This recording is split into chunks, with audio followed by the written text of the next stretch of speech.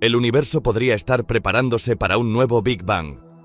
Imagínate el impacto de una segunda gran explosión cósmica, capaz de reconfigurar toda la existencia tal como la conocemos. ¿Qué señales indican que este cataclismo podría estar en el horizonte? ¿Y cómo afectaría a las galaxias, estrellas y planetas? Comprender estos misterios nos revela el pasado y el posible futuro del cosmos, y también nos ayuda a anticipar eventos que podrían transformar nuestra propia existencia. Descifrar estos enigmas es crucial para expandir nuestro conocimiento sobre el universo y nuestro lugar en él. No te pierdas la oportunidad de descubrir los secretos que podrían cambiar para siempre nuestra comprensión del cosmos.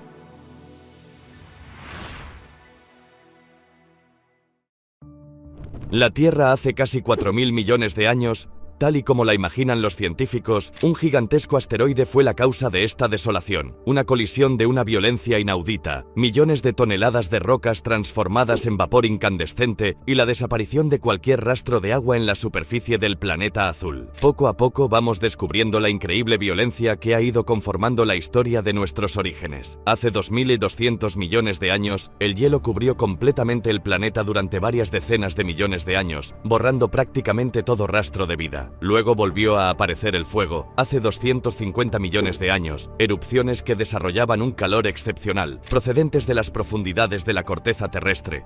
Rediseñaron nuestro mundo, causando la desaparición de más del 90% de los seres vivos. La vida en la Tierra ha estado varias veces amenazada de extinción, pero ahora empezamos a comprender que esos episodios catastróficos han sido etapas determinantes en el camino que ha recorrido la evolución hasta nosotros. Y sin lugar a dudas, gracias a los grandes episodios glaciares, nuestros microscópicos antepasados evolucionaron alcanzando formas de vida más voluminosas. Al principio, la Tierra era muy diferente a como la conocemos hoy. Aquí la vemos hace 4.600 millones de años. Está rodeada de una espesa capa de nube. Bajo las nubes, el planeta es escarlata. Su atmósfera, mucho más densa que la actual, solo deja filtrar los rayos rojos hasta su superficie. Aún no existe ningún continente. Está cubierta casi en su totalidad por océanos. Otra diferencia esencial es su tamaño. Aún no posee más que una décima parte de su volumen actual. Su situación también es muy diferente. Gira alrededor del Sol en compañía de una veintena de protoplanetas de tamaño similar. Hoy esa parte del espacio está ocupada tan solo por 4 planetas: Mercurio, Venus, la Tierra y Marte. Pero hace 4.500 millones de años, esta parte del sistema solar estaba abarrotada. ¿Pero cómo se convirtió la Tierra en el planeta azul que conocemos hoy? Gracias a las supercomputadoras del Observatorio Astronómico Nacional de Japón, el equipo del profesor Eiichiro Kokubo ha conseguido reconstruir la historia de esta metamorfosis. Durante unos 10 millones de años, los 20 protoplanetas siguieron sabiamente su curso alrededor del Sol, pero un día, el efecto combinado de sus fuerzas gravitatorias comenzó a perturbar sus órbitas, provocando las primeras colisiones. Con la violencia del choque, los protoplanetas entran en fusión, engendrando un nuevo objeto cuyo tamaño es igual a la suma de los 2 protoplanetas. El tamaño de un planeta depende directamente del número de colisiones que lo han generado. 1 o 2 protoplanetas fueron suficientes para crear Mercurio. Para la formación de Venus hicieron falta 8. Marte pudo ser perfectamente un protoplaneta arcaico que no sufrió ninguna colisión. La colisión de los protoplanetas hizo que algunos restos fueran proyectados aún más lejos en el espacio, donde permanecieron orbitando alrededor del planeta durante mucho tiempo después de la colisión. Vistos desde la superficie, debían formar un inmenso cinturón parecido a los anillos de Saturno. Estos fragmentos fueron a su vez chocando entre sí, fusionándose en múltiples ocasiones hasta formar un objeto celeste imponente, el satélite de nuestro planeta, que hoy conocemos como la Luna. Fue, por tanto, gracias a una serie precisa de colisiones como se formó el sistema Tierra-Luna tal como lo conocemos actualmente. Si los protoplanetas hubiesen colisionado de forma diferente, el tamaño del planeta situado en la órbita que hoy ocupa la Tierra seguramente habría sido distinto.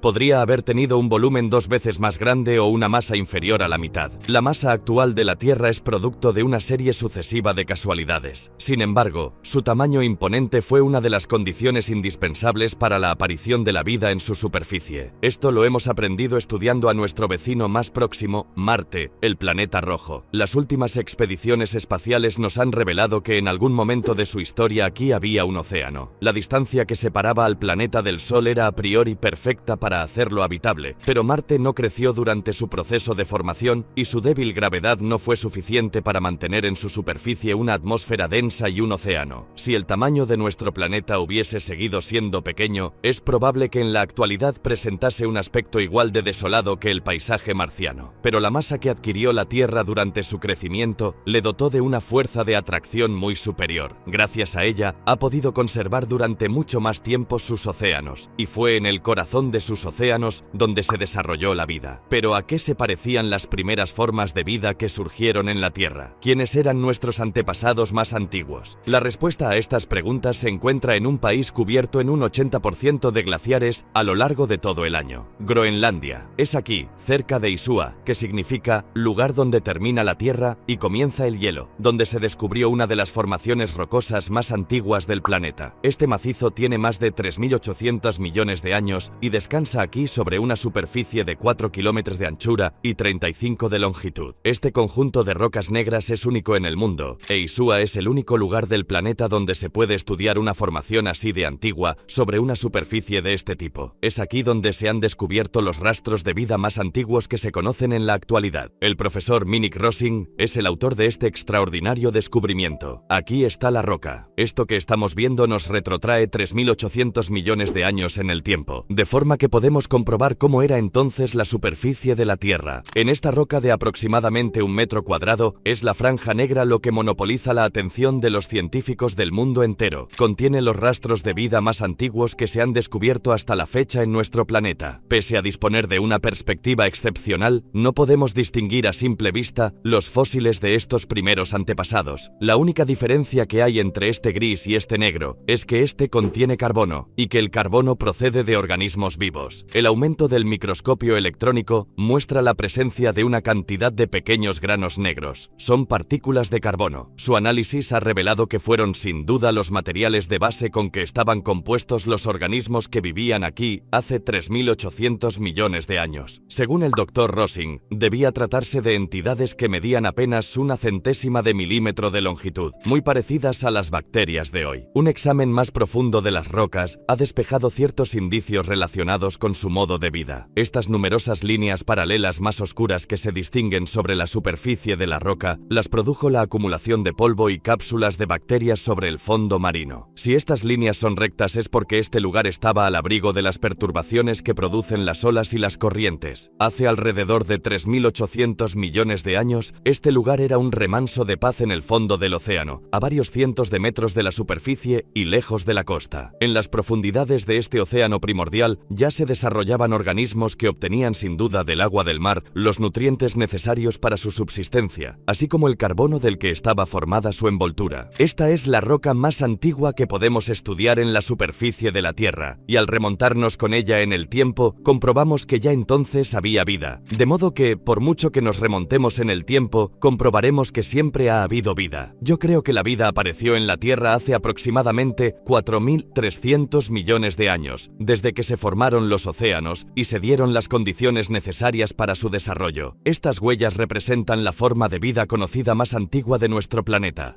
Son la impronta tangible de los orígenes de esta vida que surgió en el corazón de un océano situado en un planeta lo bastante voluminoso para poder conservarlo. El principio de un largo periplo evolutivo que, al cabo de 4.000 millones de años, daría lugar al hombre actual. Pero aún faltaban muchas pruebas que superar. La siguiente gran amenaza vendría del espacio. Numerosos fragmentos que nunca llegarían a alcanzar el tamaño crítico de un planeta continuaban recorriendo el sistema solar, y aunque la Tierra había adquirido una masa suficiente para que la vida se desarrollase en su superficie, su nueva fuerza gravitatoria había multiplicado también el número de asteroides a los que atraía. La energía que libera un objeto celeste al chocar contra la Tierra supera en mucho lo que somos capaces de imaginar. Nos encontramos en Arizona, en el paraje del International Mark, más conocido por el nombre de cráter Barringer. Este inmenso cráter de 1.200 metros de diámetro es el resultado de un impacto que tuvo lugar hace aproximadamente 50.000 años. ¿Pero cuál era el tamaño del meteorito que se estrelló aquí? En el verano de 2003, un centenar de personas procedentes de los 4 puntos cardinales de Estados Unidos se reunieron aquí para festejar un acontecimiento. Todos miembros de la misma familia se reunieron para celebrar el centenario de la adquisición de este cráter por su antepasado común, Daniel Barringer. Daniel Barringer Barringer era empresario y había hecho fortuna con la explotación minera a finales del siglo XIX. En 1903 compró este cráter con la idea de extraer la cantidad de hierro y níquel que debía contener el gigantesco meteorito que lo había producido. Cuando mi abuelo llegó al borde del cráter, supuso que el objeto que se había estrellado aquí debía ser al menos tan grande como el fondo del cráter, o sea, que tendría más de 500 metros de diámetro. Para él eso suponía millones de toneladas de níquel de un inmenso valor comercial, una verdadera fortuna. Daniel Barringer decidió invertir una suma increíble, cerca de 10 millones de euros, para iniciar la prospección. Empleó todos los medios posibles para explorar las profundidades del cráter, pero a pesar de su empeño, no encontró ni hierro ni níquel. Llevaba excavando casi un cuarto de siglo cuando una publicación inesperada puso fin a su sueño. Básicamente, el artículo afirmaba que el diámetro del objeto que había producido el cráter no debía exceder algunas decenas de metros. La decepción fue amarga. Obligado a abandonar su proyecto, Daniel Barringer sucumbió a una crisis cardíaca poco tiempo después. Creo que yo habría cometido el mismo error. Dadas las dimensiones de este cráter, uno imagina automáticamente que el meteorito debía ser enorme. En realidad, el impacto de un meteorito del tamaño de esta red habría sido suficiente para producir este inmenso cráter de más de 1 kilómetro de diámetro. Se cree que un objeto de un tamaño infinitamente superior colisionó con la Tierra hace 4.000 millones de años. Un asteroide de un diámetro 10.000 veces superior al del meteorito Barringer, cuya masa debía ser 1 trillón de veces mayor. El profesor Norman Sleep, de la Universidad de Stanford, y su colega de la NASA, el profesor Kevin Sale, trabajan juntos en el estudio de los impactos de meteoritos que colisionaron con la Tierra hace 4.000 millones de años.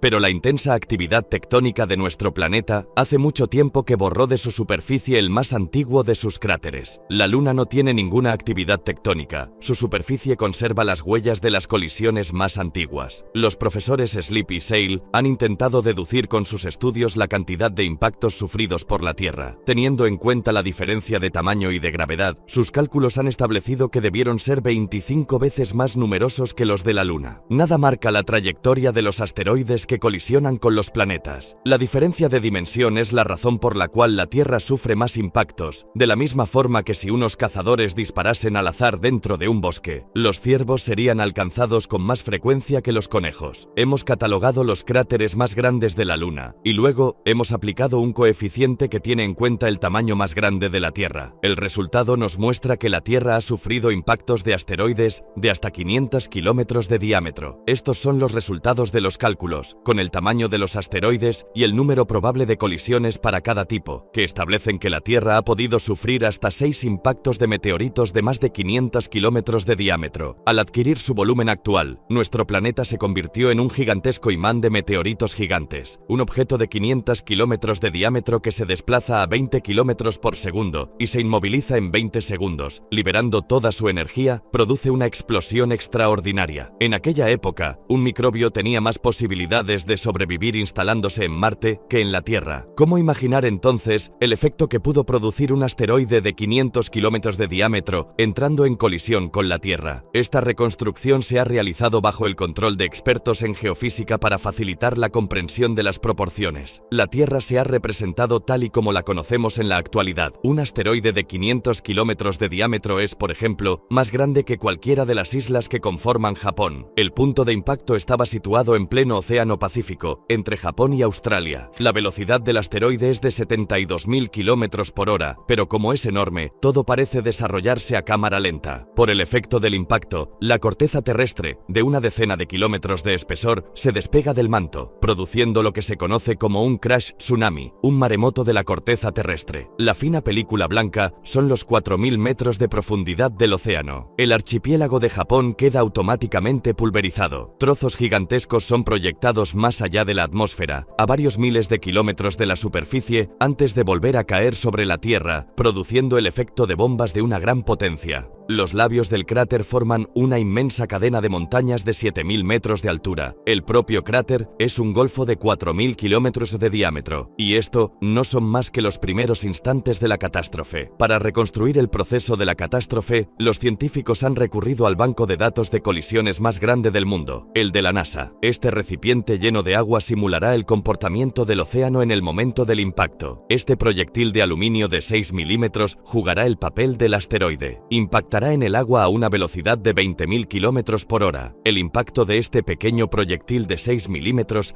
ha perturbado violentamente la totalidad del metro cúbico de agua que contiene el recipiente, pero el verdadero efecto que produce la liberación de energía en el momento del impacto solo puede observarse a cámara lenta, aquí a 6.000 imágenes por segundo. En el momento del impacto, la bala queda frenada instantáneamente. La mayor parte de la energía cinética acumulada por el proyectil se ha transformado ahora en calor, y ese calor extremo produce la evaporación inmediata de una enorme cantidad de agua. Cuando un asteroide colisiona con la Tierra, la materia alcanza temperaturas del orden de 4.000 a 6.000 grados centígrados, prácticamente la temperatura de la superficie solar. Un experimento realizado en la Universidad de Hokkaido ha permitido evaluar el comportamiento del meteorito y de la base rocosa en el lugar del impacto al ser sometidos a tales temperaturas. Este trozo de roca de unos 5 milímetros de diámetro tiene una composición similar a la de los meteoritos. Este aparato va a aumentar progresivamente su temperatura en el vacío a más de 2.000 grados. Bajo el efecto del calor extremo, el trozo de roca se funde y libera una cantidad de pequeñas bolas de aire. La roca, como el agua, puede alcanzar el punto de ebullición. Entonces, se transforma en un gas que se denomina vapor de roca. Al producirse el vapor de roca, este se dilata a una velocidad extremadamente alta, tan rápido que podría terminar cubriendo todo el planeta. La consecuencia del impacto de un meteorito no es solo el cráter o la zona del impacto, es principalmente el calentamiento que provoca dentro y alrededor de la atmósfera. Es ese calor lo más destructivo. Esta inmensa cúpula incandescente que permanece sobre el cráter durante unos instantes tras el impacto es el vapor de roca. 100.000 millones de megatones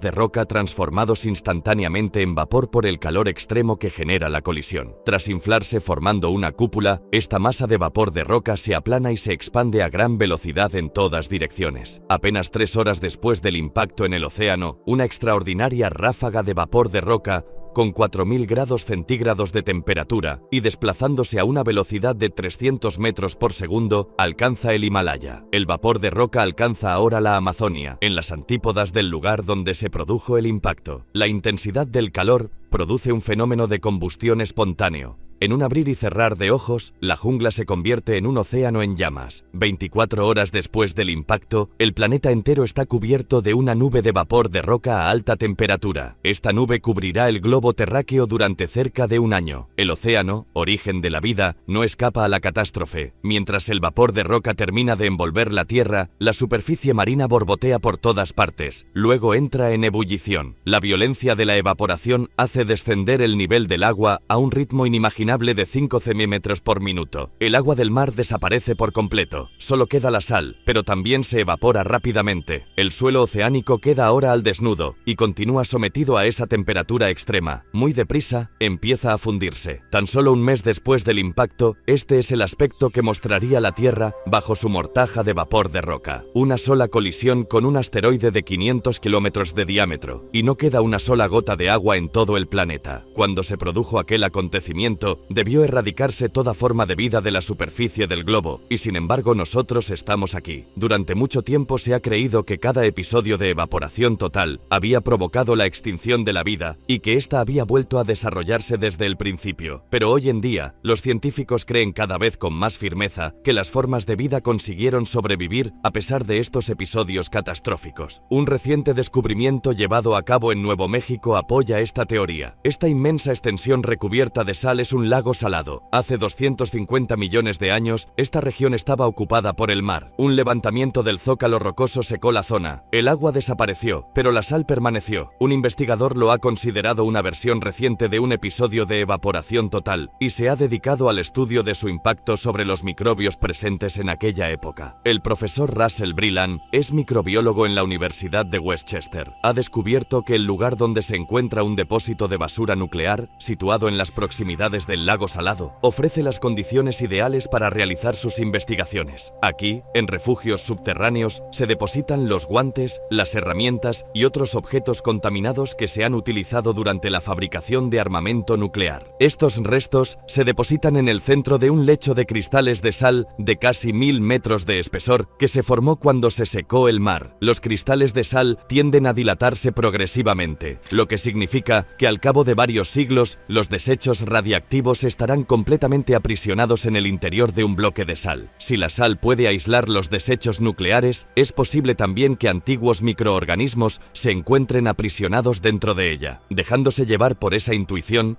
el profesor Brillan comenzó a examinar los cristales accesibles de las profundidades de estas instalaciones. Este laberinto de depósitos subterráneos tiene las dimensiones de una verdadera ciudad excavada en el interior del bloque salino. Las paredes y los techos, todo es aquí de cristal de sal. Cada sector está aislado por un sistema de puertas automáticas. El profesor Brillan toma sus muestras en los diferentes sectores de este laberinto. Material no le falta. Hay cristales de sal por todas partes. Esto es un ejemplo muy bueno en mi opinión porque aquí podemos ver franjas y estrías muy visibles, representando cada una de ellas una gota muy pequeña del océano pérmico prisionera en este cristal desde hace 200 millones de años. Para él, cada uno de estos cristales es tan precioso como un diamante. En el interior pueden distinguirse minúsculas inclusiones líquidas. Son gotitas de agua de mar prisioneras desde la cristalización de la sal hace 250 millones de años. Están completamente aisladas del mundo exterior debido a la extrema solidez de las paredes. Haciendo un minúsculo agujero en este cristal, el profesor Brillan ha extraído cuidadosamente su contenido y el análisis de la muestra le ha conmocionado. Ha descubierto microorganismos perfectamente formados, y esto no es más que el principio de las sorpresas. Durante 4 meses les ha alimentado con un nutritivo hervido y, un día, estos microbios han empezado a dividirse y a multiplicarse. Tras un sueño de 250 millones de años, volvían a la vida. La bacteria que hemos encontrado en este cristal no estaba ni viva ni muerta. Estaba en suspensión estática de larga duración, en un estado de espora. No podía hacer más que esperar. Lo más sorprendente en ese estado es que el organismo en suspensión no tiene necesidad de ningún nutriente, no produce ningún desecho y puede esperar indefinidamente a que las condiciones de supervivencia le sean favorables. Mientras el agua de mar se evaporaba y los cristales de sal se formaban, estos microorganismos encontraron una gotita de agua prisionera dentro de un cristal. Era su mejor posibilidad de supervivencia. La vida es tenaz, es capaz de descubrir los lugares más insospechados para prolongar su existencia. Para el profesor Brillan, esta tenacidad constituye la esencia misma de la vida. Lo que más me maravilla es la tenacidad de la vida. Una vez aparece y se establece en este planeta, haría falta una catástrofe de una dimensión inimaginable para hacerla desaparecer. Pero el episodio de evaporación total que se produjo hace 4000 millones de años tuvo que ser mucho más destructivo que una simple sequía. La intensidad del calor hizo desaparecer el agua, pero también la sal del suelo oceánico, y las proteínas, que son los ladrillos del cimiento de la vida, se desintegran cuando la temperatura se aproxima a los 150 grados. ¿Cómo sobrevivir entonces en semejantes condiciones? El equipo del profesor Sleep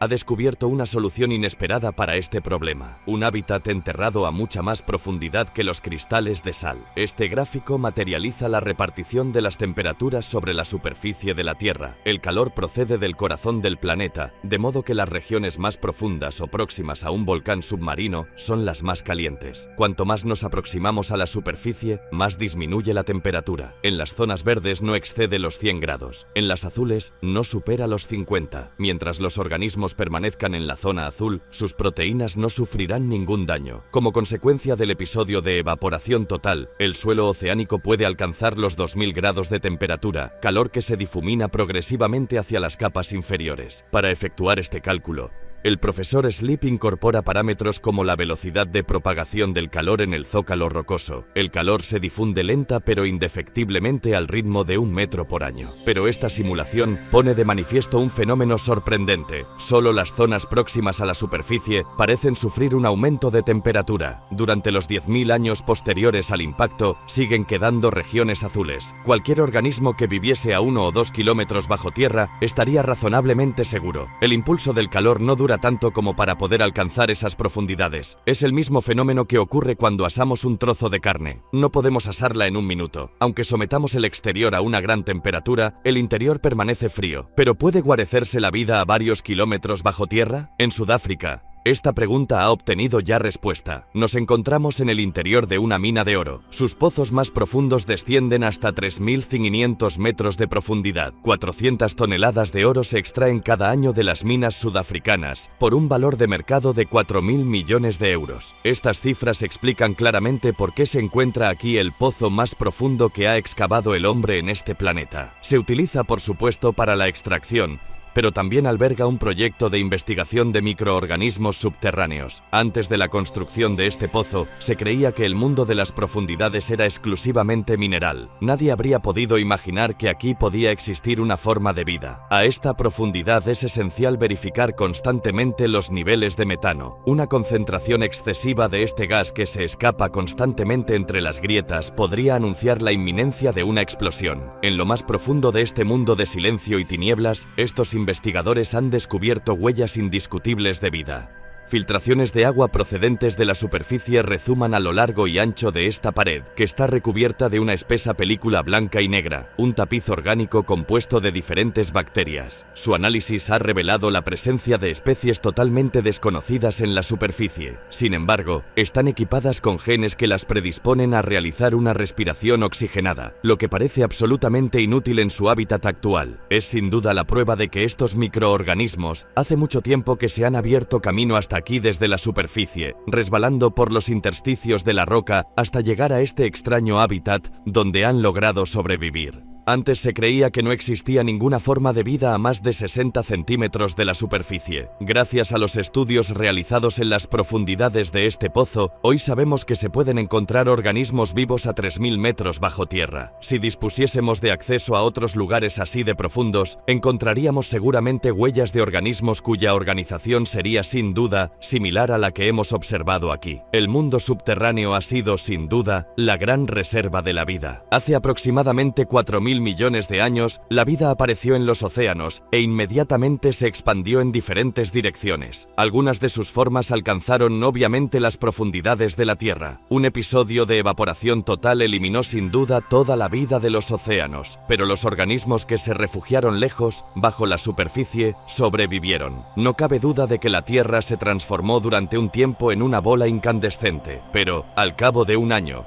el vapor de roca se disipó y la temperatura empezó a disminuir progresivamente. 1000 años después, el agua evaporada de los océanos volvió finalmente a condensarse en forma de lluvia y cayó sobre la Tierra a un ritmo de 3.000 milímetros por año. Estas precipitaciones, igual de torrenciales que las de nuestras zonas tropicales, fueron el alimento de los recipientes oceánicos. En ese preciso instante, lejos bajo el suelo oceánico, numerosos microorganismos seguían sobreviviendo, y entre ellos, nuestros primeros antepasados. Durante más de 2000 años, la lluvia continuó cayendo intermitentemente y el océano se llenó de nuevo. La Tierra recuperó la cantidad de agua que poseía en sus orígenes. Un nuevo mundo oceánico resurgió en la superficie del planeta. Ciertos microbios subterráneos pudieron abandonar entonces el hábitat que habían adoptado desde hacía 3000 años para retomar posesión del reformado océano. Nuestros antepasados se encontraban entre ellos. Pese a su talla microscópica, se lanzaron al asalto de aquellos nuevos espacios y, haciéndolo, volvieron a poner en marcha la gran ruta evolutiva que, al final de un viaje de 4.000 millones de años, llegaría hasta nosotros. En la historia que iba a seguir, la vida debía protegerse sin tregua de lo desconocido, sumando así nuevas etapas al proceso evolutivo. Los humanos no han carecido del espíritu conquistador de sus lejanos antepasados. Hace aproximadamente 2 millones de años, el hombre empezó su periplo en algún lugar de África. Luego salió del viejo continente y se expandió por Europa y Asia. Hace 10.000 años, llegó al extremo sur del continente americano. Los continentes estaban conquistados. Algunos se lanzaron a la conquista de los océanos. Hace 3.000 años, abandonaron Asia a bordo de simples canoas y arribaron a las islas de la Melanesia y la Polinesia. Hace 1000 años, llegaron a Hawái, la isla de Pascua, Nueva Zelanda y el conjunto de archipiélagos del Pacífico. Todas las tierras que habían emergido en el planeta estaban habitadas por el hombre, pero ya se lanzaba a nuevos horizontes. horizontes. Los seres humanos llevamos sin duda, inscrito en nuestros genes, la obstinación de las primeras bacterias que sobrevivieron al episodio de la evaporación total, esa fuerza irreprimible de la vida que nos empuja siempre a llegar más lejos. Hace 2200 millones de años, y luego por segunda vez hace unos 800 millones de años, la Tierra se vio enteramente cubierta por el hielo. Vista desde el espacio, esta enorme bola de nieve tenía todo el aspecto de un planeta muerto. En su superficie reinaba una temperatura de unos 50 grados bajo cero. Todas las tierras habían desaparecido bajo una espesa capa de hielo, tal como ocurre hoy en el continente antártico. El propio océano se había congelado hasta una profundidad de 1000 metros. Estas grandes fases glaciares se prolongaron durante millones de años, llevando hasta el borde de la extinción la vida microscópica que se había desarrollado en la Tierra. La fundición de todo ese hielo condujo al planeta a una fase de intenso recalentamiento. La temperatura se elevó entonces hasta los 50 grados centígrados. Gigantescos ciclones, con vientos que soplaban a más de 10.000 kilómetros por hora, estuvieron a punto de exterminar a los pocos microbios que habían sobrevivido. Nuestros antepasados estuvieron entonces a punto de desaparecer. Sin embargo, lograron sobrevivir a esta serie de catástrofes, dando un espectacular salto adelante en la evolución. Hace 2200 millones de años, no eran más que una especie de bacterias, pero tras el primer gran episodio glaciar, evolucionaron para dar lugar a las células eucariotas, todavía microbios, pero de un tamaño 1000 veces superior. Más adelante, hace 600 millones de años, inmediatamente después de la segunda glaciación, las primeras formas de vida macroscópica hicieron su aparición. En cada uno de los grandes episodios glaciares, la vida creció en tamaño y en complejidad. Existe una relación entre estos sucesos catastróficos y el brusco crecimiento de los seres vivos. ¿Y si los terribles episodios glaciares hubiesen jugado precisamente un papel crucial en el proceso evolutivo que un día daría origen a la humanidad? Planeta Tierra, la vida bajo el hielo.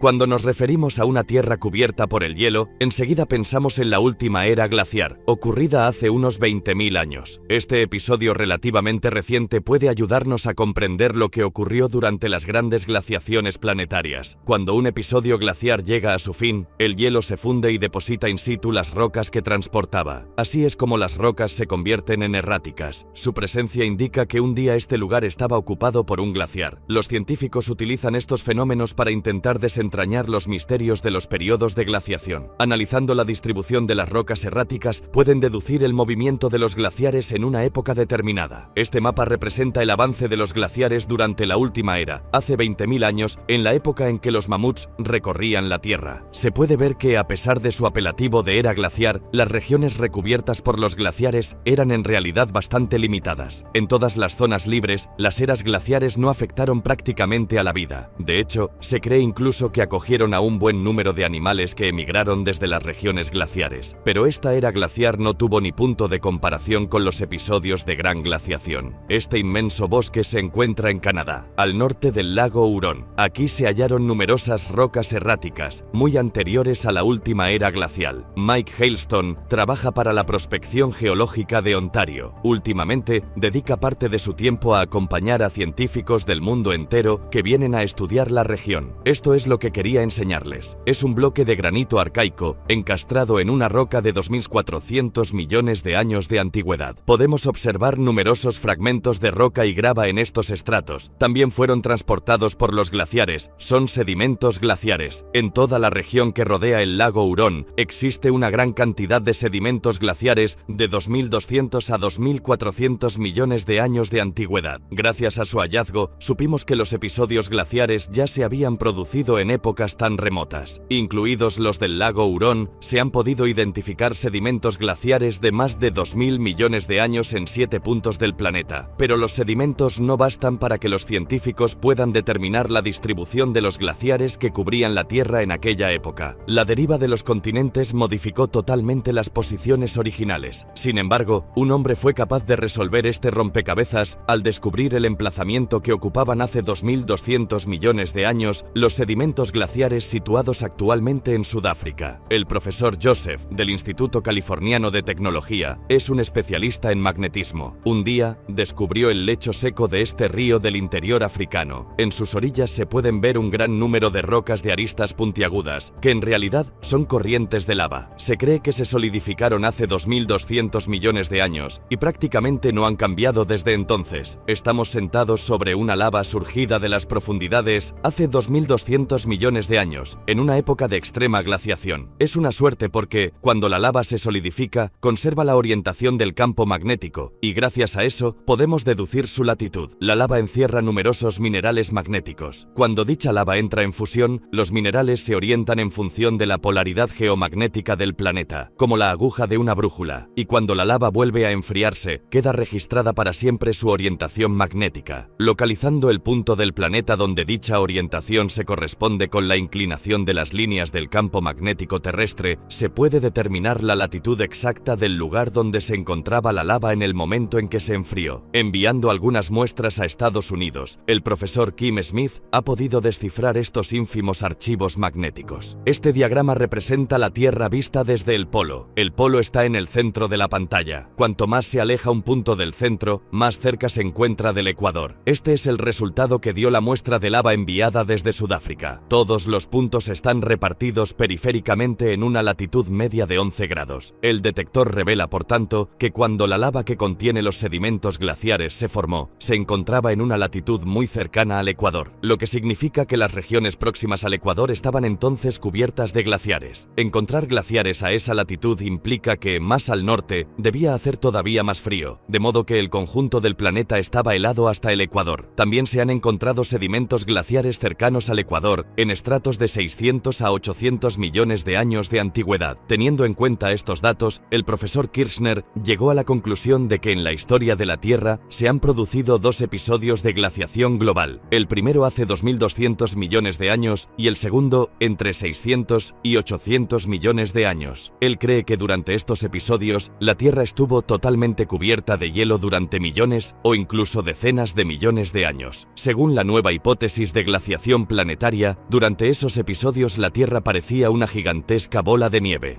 El profesor Paul Hoffman, de la Universidad de Harvard, ha profundizado en esa hipótesis. En su opinión, los episodios de gran glaciación fueron mucho más catastróficos que la última era glaciar. Los episodios de glaciaciones planetarias tuvieron un impacto mucho más grave. Los organismos vivos intentaron, sin duda, refugiarse en los trópicos, pero incluso a la altura del trópico, los mares se vieron finalmente atrapados por el hielo. ¿Hasta qué punto pudo la vida verse afectada por estos episodios de gran glaciación? Con la colaboración de la Universidad de Tokio, hemos podido llevar a cabo una simulación que nos permite visualizar lo que ocurriría si la Tierra tal y como la conocemos hoy sufriera repentinamente una catástrofe de tales dimensiones. A lo largo de la última era glaciar, los glaciares nunca alcanzaron la latitud de Tokio, es decir, 36 grados norte. En un episodio de gran glaciación, los rascacielos quedarían completamente cubiertos por el hielo. La capa de hielo podría alcanzar los 1000 metros de espesor. Al principio del proceso, el crecimiento de los glaciares es progresivo.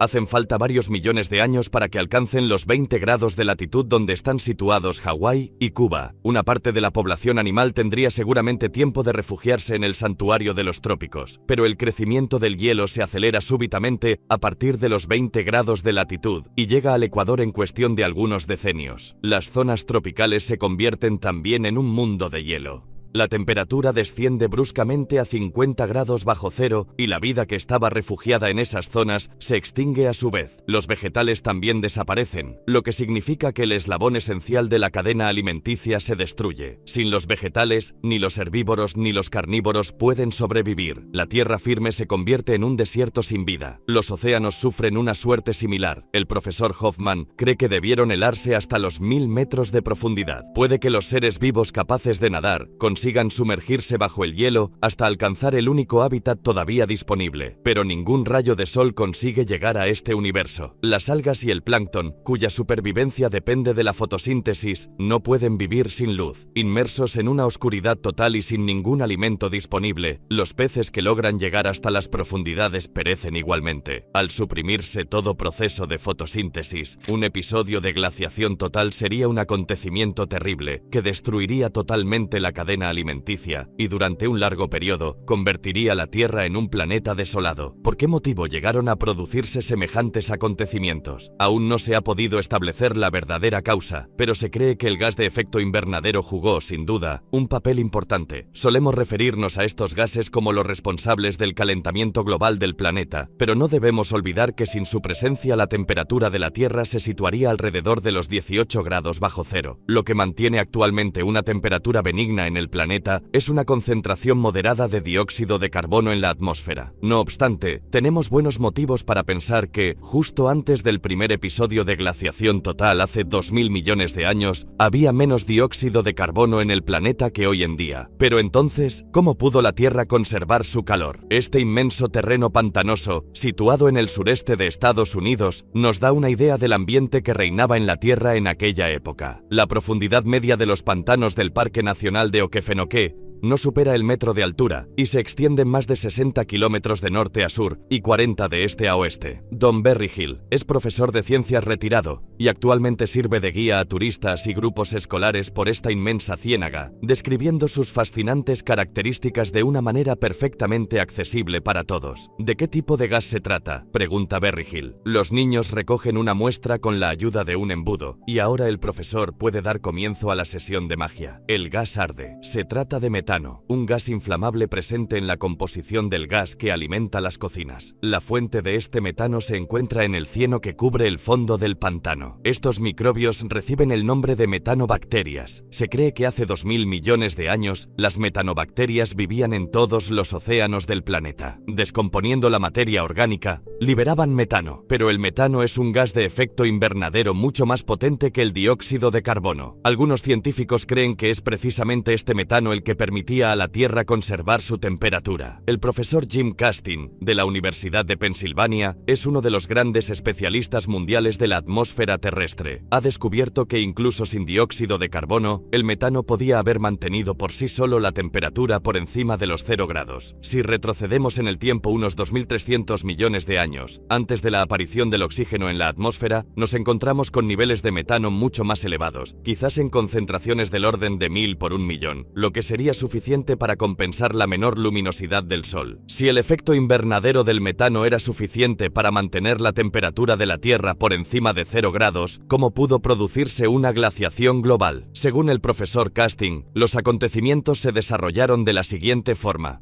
Esta es la Tierra hace 2000 millones de años, antes del episodio de glaciación global. Su atmósfera tenía, sin duda, un tono rojizo debido a las grandes concentraciones de metano. Ni plantas ni animales poblaban la superficie de los continentes en aquella época. La vida solo existía en forma microscópica en el corazón de los océanos.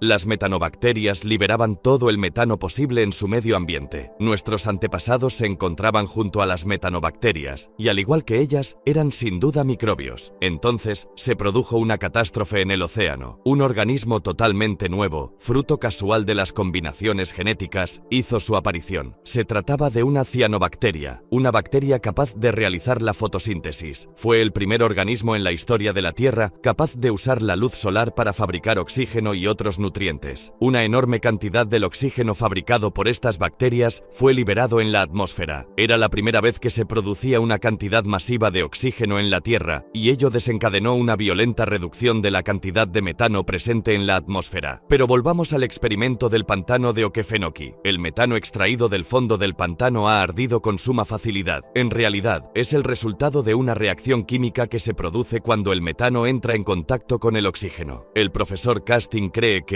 cuando la cantidad de oxígeno liberado en la atmósfera alcanzó un cierto nivel, la reacción con el metano se aceleró rápidamente hasta acarrear la desaparición total de este último.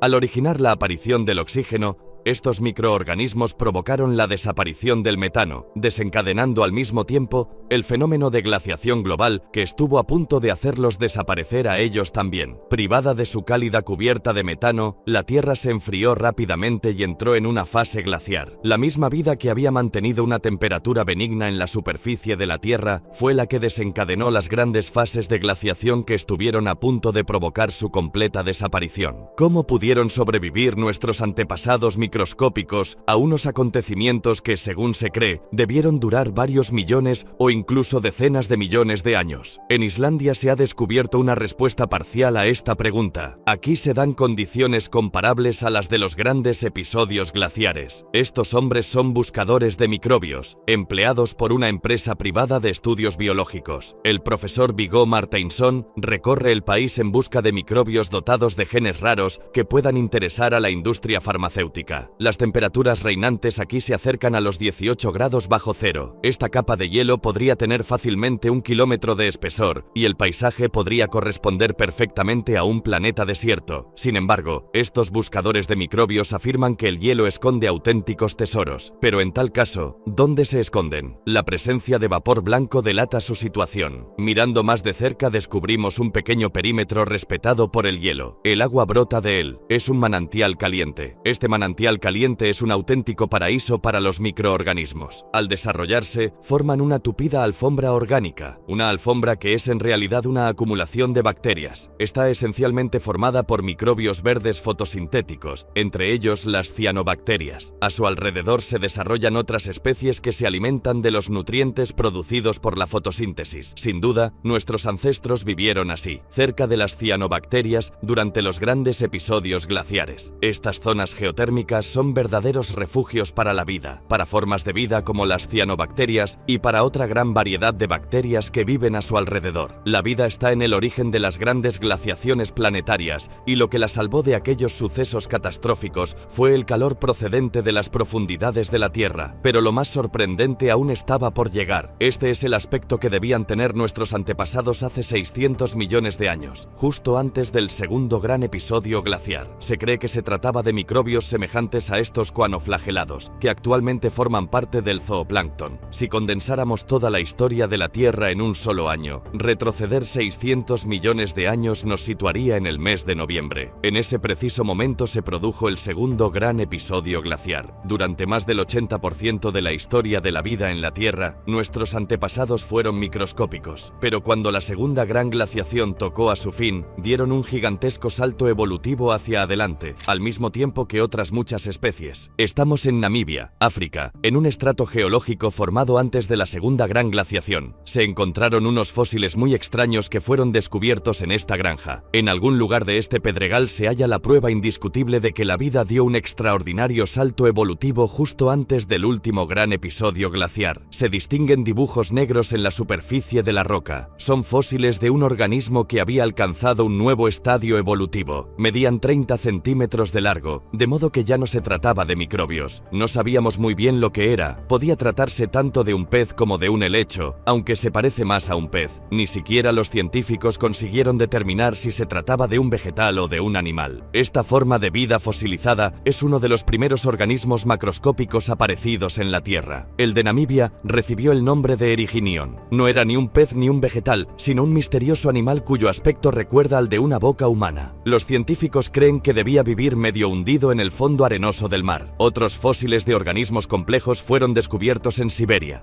Este mide también 30 centímetros de largo y fue bautizado como Georgia. Se hallaron 5 huellas circulares de idénticas dimensiones. Son las huellas que dejaba Georgia al desplazarse. Georgia reptaba libremente por el fondo marino, donde encontraba los nutrientes que le servían de sustento. Este organismo se llama Kimberella. Su fósil también fue descubierto en Siberia. Su silueta recuerda a una tortuga o a un caracol. Una especie de tentáculo le permitía rebuscar en el fondo arenoso para conseguir su alimento. Más de un centenar de organismos de gran tamaño aparecieron de forma brusca tras el segundo gran episodio glaciar. Dichos organismos reciben el nombre de fauna de Ediacara y son los primeros organismos macroscópicos de la historia de la Tierra. Nuestros antepasados se encontraban entre ellos. También ellos habían cambiado de tamaño. Este fósil fue descubierto en Australia en el año 2003. El especialista que lo examinó declaró que esta silueta, que recuerda a un renacuajo, era probablemente un antepasado lejano de los vertebrados, la gran familia de los animales dotados de columna vertebral, de la cual nosotros formamos parte. Medía 6 centímetros de largo, un tamaño 100.000 veces superior al de los microbios microbios que le habían precedido. 3.000 millones de años después de la aparición de la vida en la Tierra, un increíble salto evolutivo permitió a nuestros antepasados alcanzar unas dimensiones apreciables a simple vista. De hecho, poco tiempo después del primer gran episodio glaciar, hace 2.200 millones de años, nuestros antepasados ya habían efectuado un salto similar, pasando de una estructura simple tipo bacteria a una forma llamada eucariota, 1000 veces más voluminosa. La célula eucariota era ya un organismo mucho más complejo, dotado de un núcleo y de diferentes pequeños órganos. ¿Por qué estos microorganismos cambiaron de tamaño justo después de esos episodios catastróficos? La respuesta a esta pregunta está ligada a un acontecimiento que se produjo después de cada gran glaciación. Estamos en la región del Kalahari, en Sudáfrica, donde se encuentran los yacimientos de manganeso más grandes del mundo. Este manganeso quedó depositado aquí tras la primera gran glaciación, hace 2.200 millones de años. En aquella época, un mar se extendía en este lugar y el manganeso disuelto en el agua se precipitó brutalmente. Estas fosas han sido excavadas por la actividad minera. El profesor Kirschvink, el primero en publicar la hipótesis conocida como la bola de nieve, ha venido en numerosas ocasiones a examinar este lugar y ha conseguido resolver el enigma de la formación de este depósito de manganeso. El manganeso que hay aquí se encuentra en forma de dióxido de manganeso, lo que significa que el manganeso se precipitó y se depositó en el fondo al asociarse con el oxígeno. Este experimento nos permite explicar ese fenómeno. Primero, hemos preparado una solución que contiene manganeso disuelto. Seguidamente, inyectamos burbujas de oxígeno en la solución. De repente, el líquido se altera y se vuelve negro. El oxígeno y el manganeso se mezclan para dar lugar al dióxido de manganeso, un producto insoluble que pasa entonces a precipitarse. Según el profesor Kirschvink, la súbita producción de una gran cantidad de oxígeno fue lo que desencadenó que todo este dióxido de manganeso se precipitase y se depositase en el fondo del mar inmediatamente después de la primera gran glaciación. Solo el oxígeno molecular, el oxígeno que se encuentra libre en el aire, tiene la capacidad de oxidar el manganeso y hacerlo precipitarse bajo la forma de este óxido negro. Este gigantesco depósito de manganeso es la prueba de que una cantidad ingente de oxígeno se introdujo en el medio ambiente justo después del episodio de la bola de nieve. Según el profesor Kirschvink, la concentración de oxígeno presente en la atmósfera en los orígenes de la Tierra era mínima, hace 2.200 millones de años, como consecuencia del primer gran episodio de glaciación, alcanzó el 1%.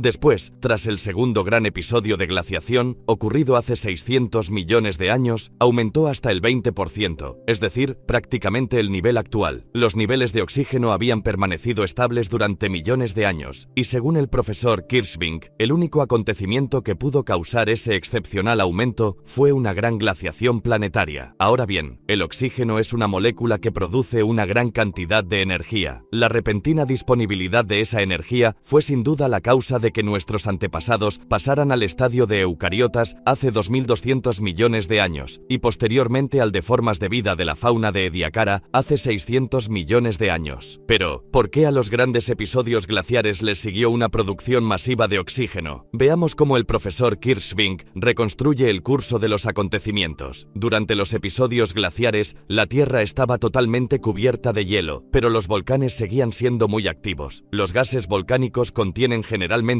una cantidad importante de dióxido de carbono. Actualmente, ese dióxido de carbono se disuelve naturalmente en el agua de los mares. Un día, el profesor Kirschvink cayó en la cuenta de que el dióxido de carbono de los volcanes tenía que continuar acumulándose en la atmósfera, ya que los océanos estaban entonces cubiertos de una espesa capa de hielo y el dióxido de carbono solo podía escaparse hacia la atmósfera, donde se iba acumulando. Cuando el dióxido de carbono atmosférico alcanzó concentraciones de 300 a 2000 veces superiores a las actuales, el efecto invernadero provocó la brusca fundición de los glaciares. Se pasa entonces de una temperatura media de 50 grados bajo cero a más de 50 grados centígrados. En tales condiciones, la fundición del hielo es extremadamente rápida. De ese modo, el dióxido de carbono liberado desde las entrañas de la Tierra puso bruscamente fin a los grandes periodos de glaciación. El mismo calor procedente de las profundidades que había albergado la vida en el pasado intervino de nuevo de forma determinante en la historia del planeta. Sin embargo, las condiciones para una nueva catástrofe estaban otra vez a punto. Tras la desaparición del hielo, el efecto invernadero prosiguió su labor de calentamiento del planeta. Según un estudio reciente, cuando la superficie del mar alcanza una temperatura de 45 grados centígrados, se desencadena un violento fenómeno de evaporación que engendra gigantescos ciclones denominados hiperciclones. Es muy probable que tales fenómenos devastaron la Tierra inmediatamente después de los episodios de gran glaciación. La presión atmosférica en el interior de estos ciclones podía alcanzar los 300 hectopascales y la velocidad máxima del viento más de 10.000 kilómetros por hora. En alta mar se formaban tempestades monstruosas que luego devastaban las costas. Los océanos hervían furiosamente y esta súbita agitación es la que iba a terminar por elevar los niveles de oxígeno atmosférico. En aquella época, las zonas más profundas de los océanos rebosaban de fósforo y de otros nutrientes expulsados por las fuentes hidrotermales. En tiempos normales, estos nutrientes son instantáneamente utilizados por las bacterias fotosintéticas, pero en los periodos de glaciación total simplemente se acumulaban, faltos de organismos que los absorbieran. El profesor Kirschvink cree que al agitar el agua de los océanos, los hiperciclones hicieron remontar los nutrientes hacia aguas menos profundas. Este fenómeno provocó la formación de caldos de cultivo ricos en nutrientes y dióxido de carbono en las zonas poco profundas. Cuando la luz del sol comenzó a penetrar nuevamente en los océanos, todas las condiciones estaban dispuestas para favorecer un crecimiento explosivo de las cianobacterias que habían sobrevivido en las inmediaciones de los manantiales calientes. Su vigorosa actividad fotosintética generó la producción de una cantidad increíble de oxígeno. El verdor invadió los océanos, testigos de la extraordinaria expansión de estos organismos. El ímpetu de la vida que había sobrevivido a los dos grandes episodios glaciares estaba a punto de cambiar el planeta. Se iniciaba un nuevo capítulo de su historia en un mundo rico en oxígeno, el gas que iba a permitir el desarrollo de formas de vida más grandes y más complejas. Si la Tierra no hubiese conocido las grandes glaciaciones, la vida hubiese sido seguramente muy distinta. Probablemente no habría pasado del estadio bacteriano. Nuestro planeta sería todavía un mundo de océanos viscosos llenos de estromatolitos, sin que ningún ser vivo hubiese podido alcanzar el tamaño suficiente para moverse y actuar. Hace 2.200 millones de años y 600 millones de años, respectivamente, dos grandes acontecimientos desarrollaron las distintas formas de vida sobre la Tierra. Los seres humanos somos el resultado de dichas evoluciones. Nuestro cuerpo es la prueba evidente de ello. Cada uno de nosotros está compuesto por 60 trillones de células, y cada una de ellas es del tipo eucariótico, es decir, que cada una contiene un núcleo. Somos un ensamblaje de las células eucariotas que aparecieron hace 2.200 millones de años como consecuencia de la primera gran glaciación. El colágeno compone la estructura sobre la cual se posicionan estas células y les sirve de nexo de unión. Se cree que empezó a producirse masivamente en el interior de organismos vivos tras el segundo gran episodio glaciar, hace 600 millones de años. Esto es colágeno. Esta sustancia es sintetizada por nuestro organismo y por el de todos los animales vivientes. El siguiente experimento demuestra claramente sus extraordinarias propiedades. Hemos mezclado células de cultivo con colágeno. A la izquierda, puede verse que las células con colágeno se multiplican rápidamente. También se puede constatar que comienzan a aglomerarse pegándose unas a otras. Seguidamente, hemos añadido vitamina C a fin de crear un ambiente más propicio para la secreción de colágeno por parte de las células. Luego las hemos dejado en cultivo un mes. Una fina membrana semejante a una piel se ha formado. El colágeno es una sustancia única que ayuda a las células a formar tejidos. Esta es una célula vista a través del microscopio electrónico, y este es el colágeno. Cuando la célula se multiplica, por medio del colágeno que has agregado, forma una fina estructura en forma de red. Las otras células irán a unirse para formar tejidos de distintas formas. El profesor del Instituto Smithsoniano cree que gracias al colágeno, la vida pudo desarrollarse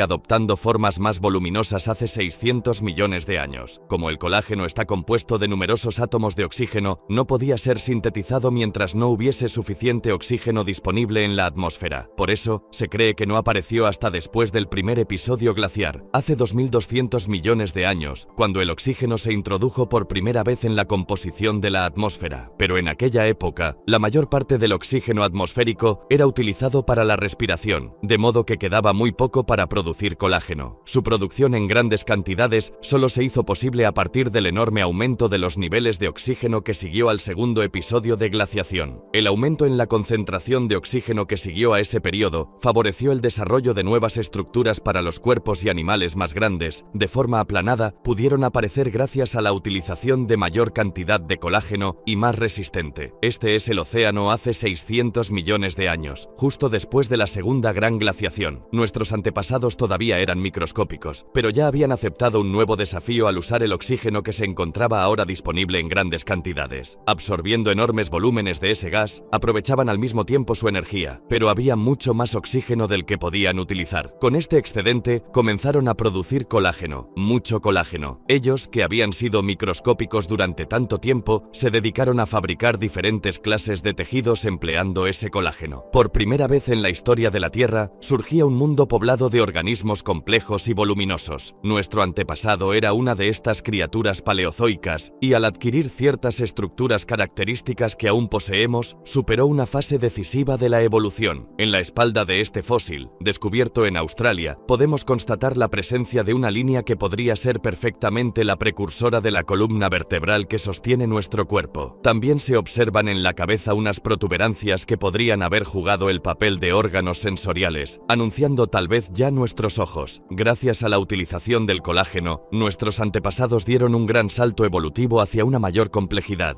Cuando la vida logró superar la prueba de las grandes catástrofes, el proceso evolutivo que debía un día conducir hasta nosotros conoció una aceleración espectacular. Los dos grandes periodos de glaciación que afectaron tan duramente a la Tierra también prepararon el camino que habría de conducir hasta nosotros. Hoy, nosotros los humanos progresamos en este planeta. Día y noche, estamos plenamente activos en todos los rincones del mundo, y esa agitación es visible desde muy lejos, desde el espacio. Inmediatamente se da uno cuenta de que este planeta está rebosante de vida. Llegados aquí, ¿acaso no has visto este otro documental sobre el espacio? Yo no me lo perdería, ¿eh?